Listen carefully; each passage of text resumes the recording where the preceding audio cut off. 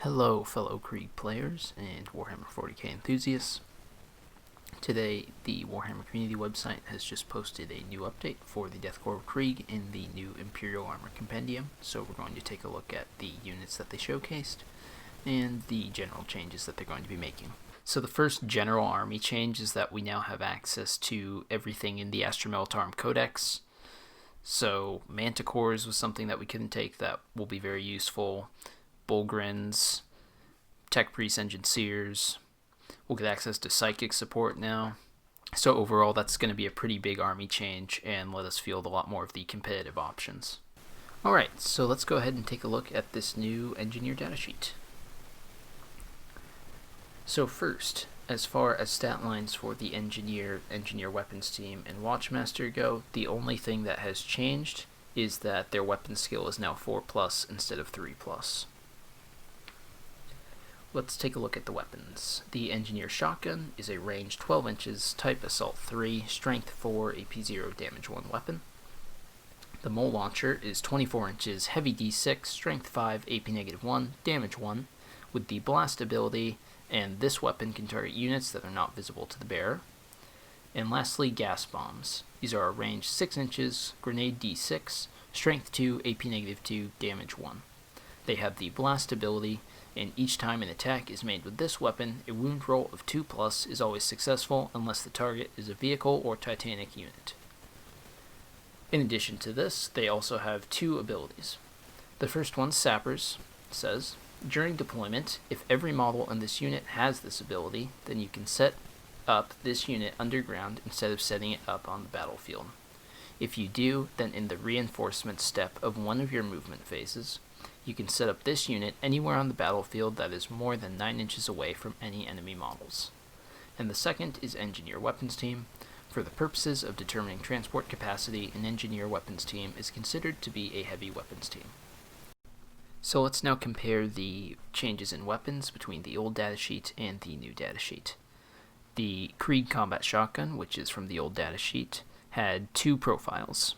It had the Solid Shot, which was a 12 inches Assault 2, Strength 4, AP 0, Damage 1, and it had Carcass Shot, which was a 12-inch Assault 2, Strength Asterisk, AP 0, Damage 2. And this weapon wounds on a 2+, unless it is targeting a vehicle, in which case it wounds on a 6+.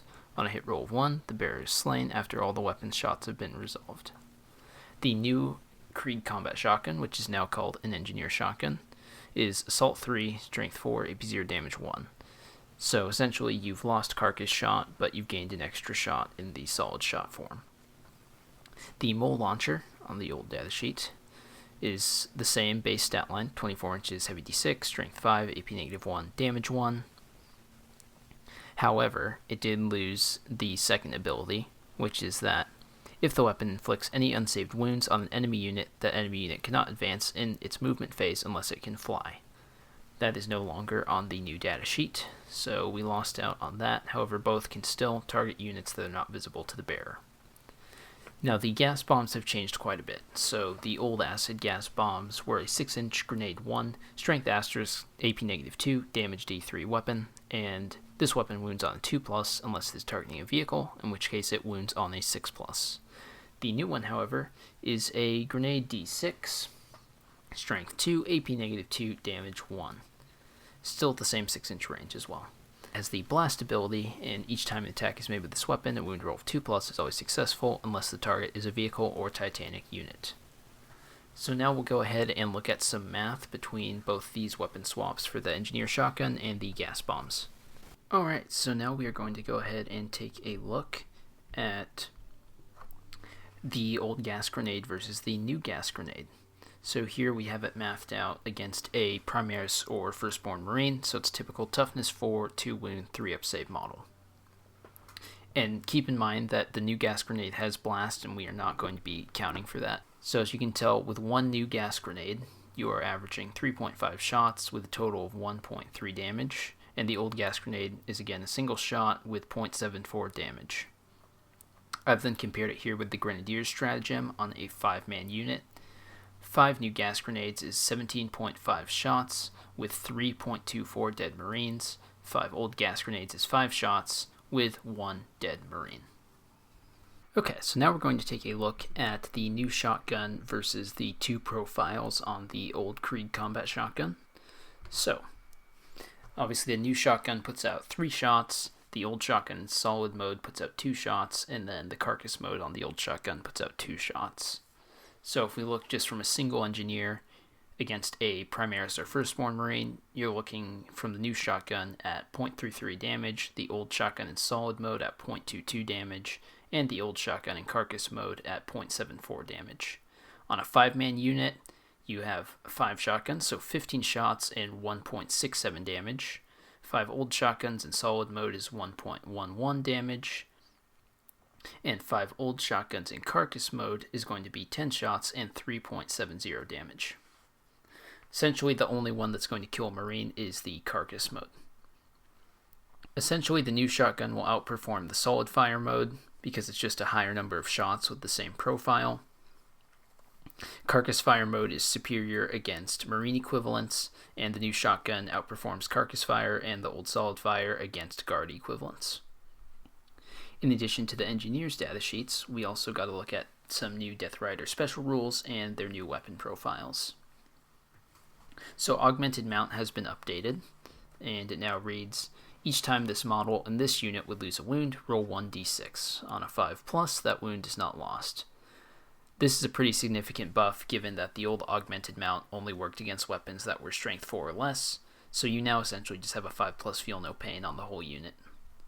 Flanking maneuvers hasn't actually changed at all. However, it now applies not only to the Death Rider command squad, but to the squadron commander and to the regular Death Riders as well. Lastly, the weapon profiles have been updated. So for the hunting lance, it now has just a base melee profile of strength user, AP -1, damage 1. And its abilities read, each time a melee attack is made with this weapon, if the bearer's unit made a charge move this turn, that attack has a strength characteristic of +2, an armor penetration characteristic of -3, and a damage characteristic of 2. In addition to that, Savage Claws has also seen a slight change. It's now strength 4, AP -1, damage 1, and each time the bearer fights, it makes 2 additional attacks with this weapon, and no more than 2 attacks can be made with this weapon. So overall, we're looking at quite the increase over the old Death Rider Hunting Lance and Savage Claws profile. Savage Claws was an AP 0 attack before, but it's now AP -1, and the Hunting Lance has this base melee profile now, instead of just a standard close combat weapon. On your Death Riders, you can now use the Hunting Lance if you get in a prolonged melee. So you have a -1, damage 1 strength user weapon, and obviously on the charge, it's been upgraded a decent amount. It's now -3 AP instead of -2, and it's a damage characteristic of flat 2 instead of damage D3. In closing, the engineers lost a lot of their utility through losing the Watchmaster weapon options, the carcass shot profile on their shotguns, losing the heavy weapons flamer team, losing the access to special weapons, the access to demolition charges and voxcasters.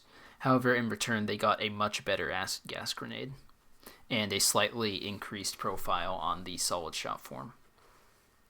Death Riders got a lot of good stuff out of this, from letting all the Death Riders have flanking maneuvers to augmented mount working against all targets, and the Hunting Lances getting an overall improved stat line. They didn't mention this because there wasn't the datasheet available to view, but I'm going to guess that Ride Masters will probably lose any weapon options similar to the Engineer Watchmaster. Ultimately, we're going to play a lot like a standard guard army in the competitive scene, except for our few unique units, and we'll see if even those are worth bringing, because currently our regimental doctrine is not that great. Grenadiers, Quartermasters, Karsvener, Death Rider Commissar, and Storm Chimeras will get Legend datasheets in November.